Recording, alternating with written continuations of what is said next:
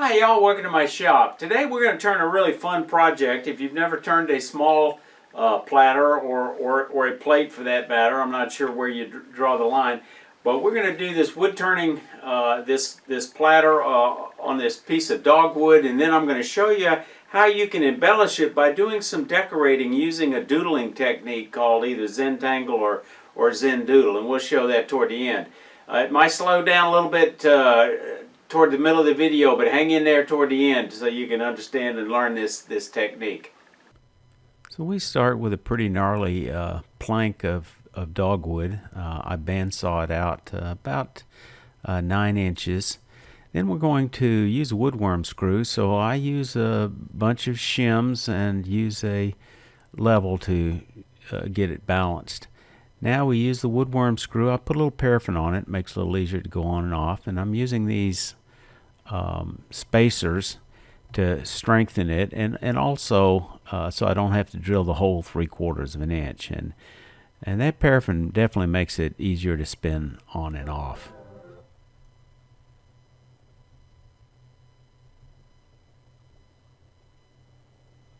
Here's what those spacers look like from the rear. We bring up the cone center tailstock for a little extra margin of support while we shape the bottom of this dogwood platter. I get the height set right for my 5/8 inch bowl gouge and put on my face shield. Always got to have face shield for cross grain projects. I get the speed at a somewhat slow speed while it's still roughed out. It's fairly well balanced, and you'll notice I've got the bowl gouge on my hip, and generally the orientation is about 45 degrees off of the edge of the bottom of the bowl and opened up about 45 degrees as I start roughing it out. That tool was kind of dull, so I go to an actually smaller bowl gouge, a 1/2 inch, and it cuts much better, sharper and less friction. And this is not a real large project, so the 1/2 inch is plenty big. Again, I bounce it on my hip so I can use my entire body to actually control the orientation of the bowl gouge. Here's a close-up, and you can see how well it's cutting, and I'm getting some pretty good size shavings off this 1/2 inch bowl gouge.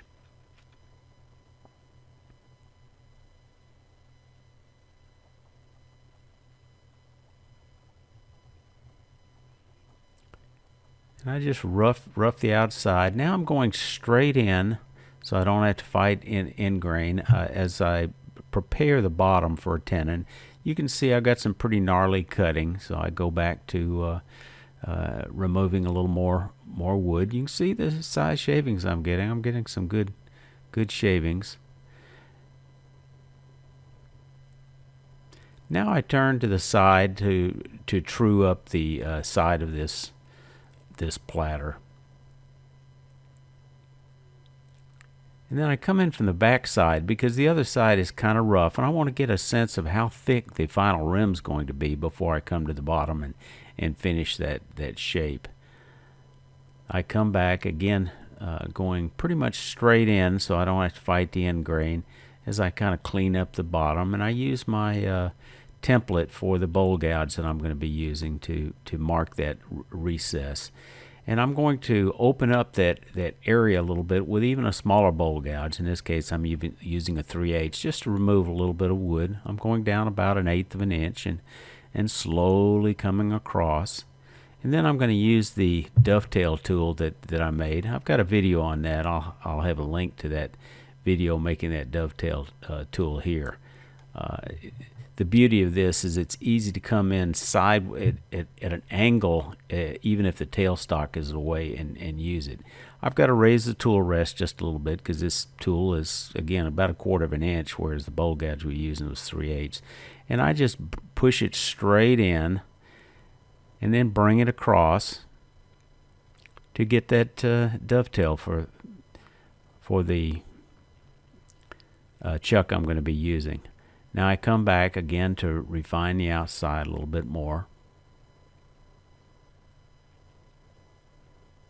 Slowly does it. You can see I'm with this small bowl gouge, I'm getting some very nice shavings, but very fine shavings.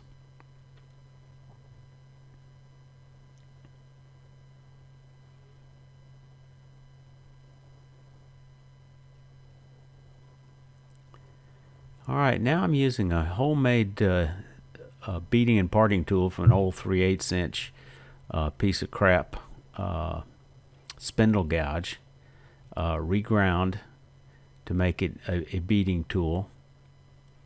This bead on the outside of the bowl here makes for a nice finger positioning. When you put your finger on it, it gives you something to hold on to when your thumb is on top and your forefinger is underneath the platter.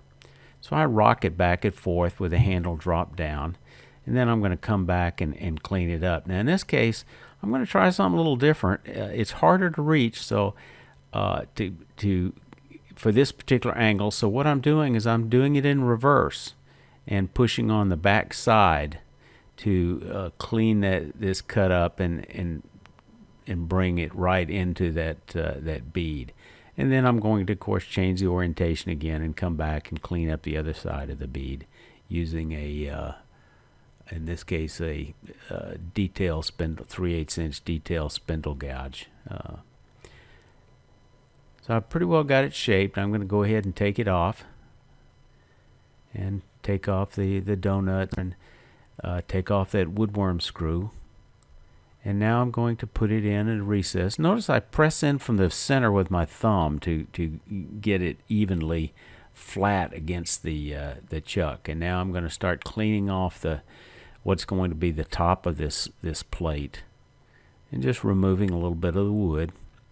Again, you can see it. I'm almost at a 45 degree angle.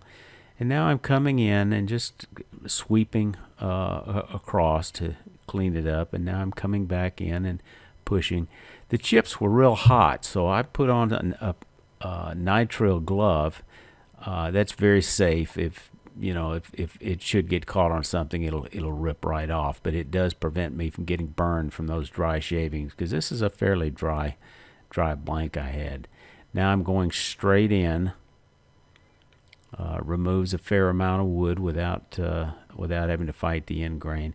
Now I'm swinging this tool over in an arc so I can get the bevel to come in at almost 90 degrees. You'll get a little better view of this in a moment, where I won't be blocking the view with my shoulder.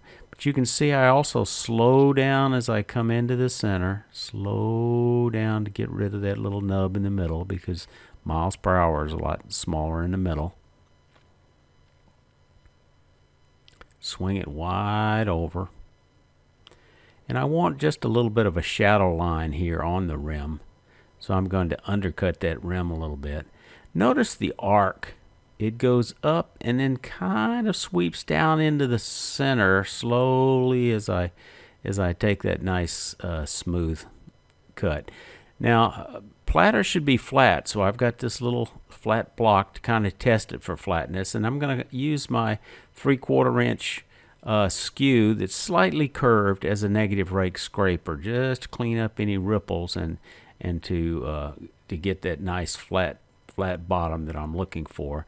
Then I'm going to switch to a negative rake scraper, round scraper, to come into that wall to clean up any little ripples from the tool gouge, just as a finishing tool. I'm not doing any bulk removal. And notice the very fine shavings that I'm getting. So this tool is working very well. It's got a nice burr on it, fresh burr.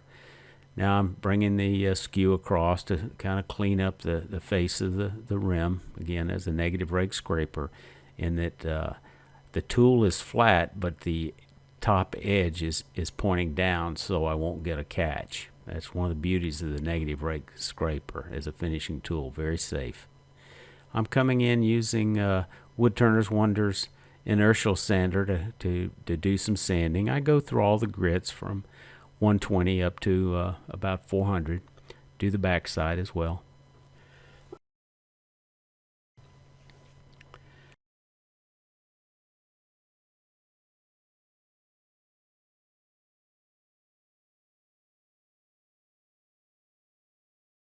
Now, I don't use any sanding lubricant because of the decorating I'm going to do. So it's all dry sanding. Now, you notice I use some sanding paper bent over to get in to clean up around those grooves on the bottom.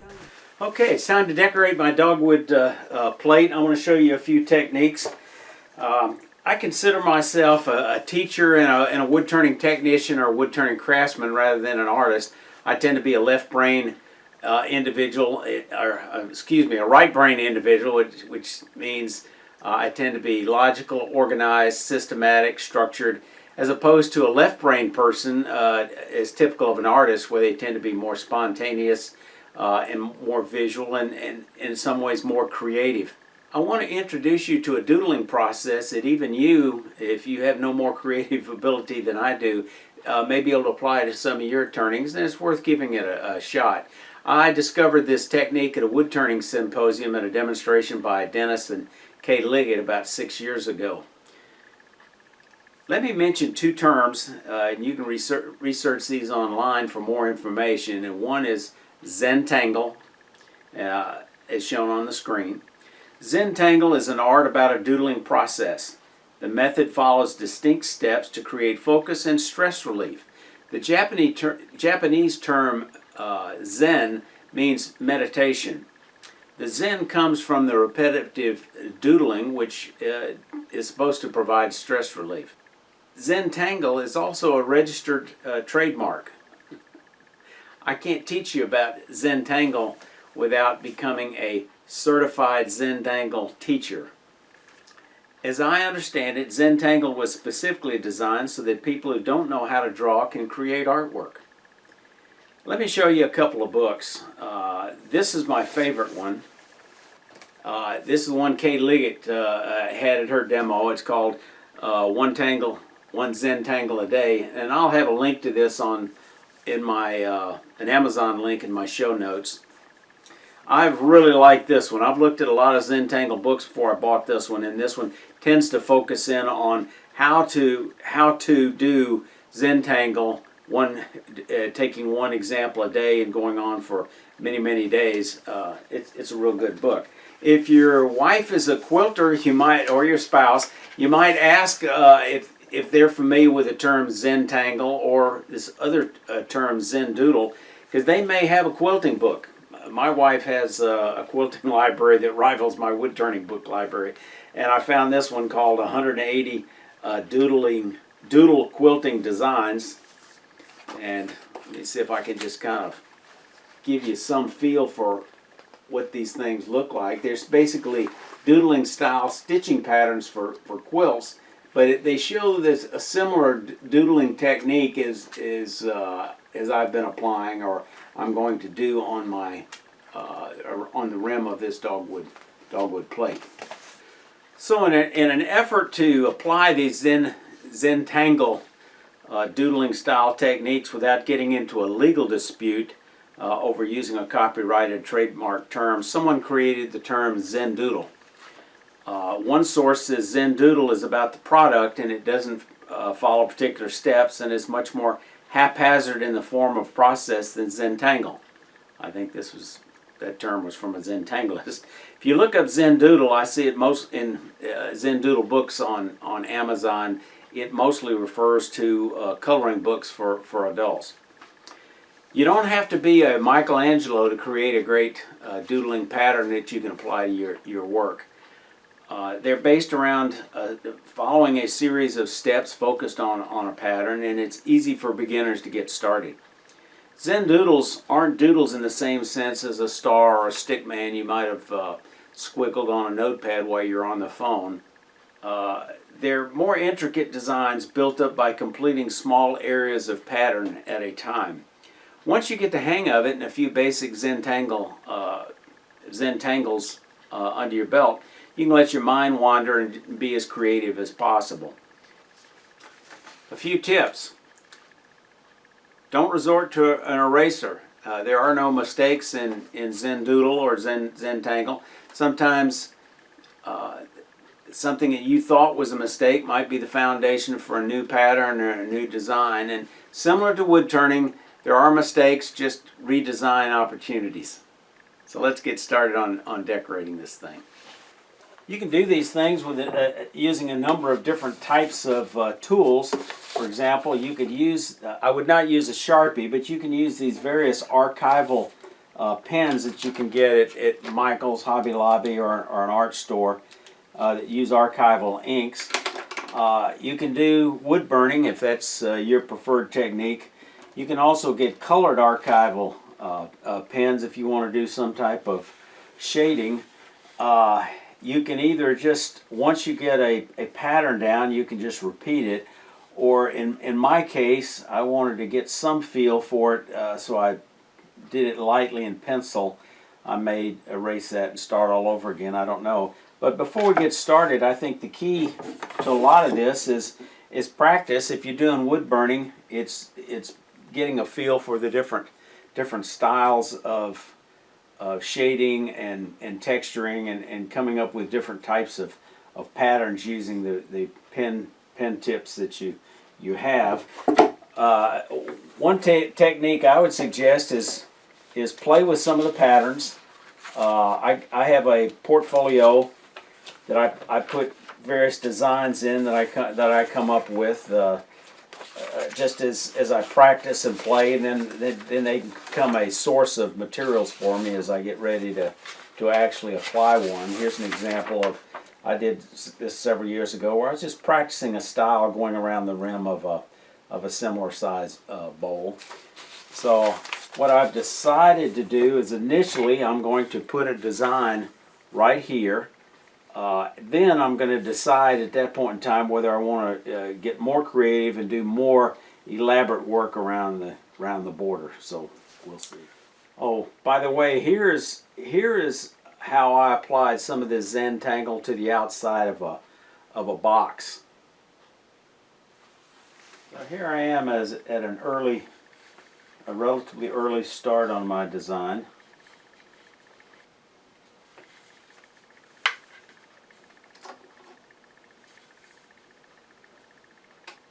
Here's what I'm coming up with so far, but I think I want to add just a touch of red if I can find a red archival pen handy.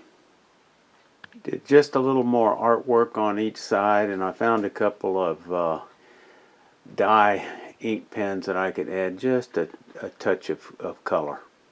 Before I coat this with Minwax Antique Oil, I want to cover those colors with either this lacquer, I think clear lacquer thinner spray light coats will work fine, but I've got this artist fixative on the left, which I think is even better, and I've had it for several years. Don't use it a lot, so I think that's what I'm going to use. Light coats. This video gets added to a platter turning playlist, and you can access the other platter wood turning videos I have by clicking on the link above. Every now and then some viewer will ask me, how do I find your Amazon storefront? You simply go to the description of this video and go down below the description, and you'll find the link to my Amazon storefront where I show tools and things. And disclaimer, anything you buy after going through my storefront, I get a small commission. Y'all stay safe. Come on back here.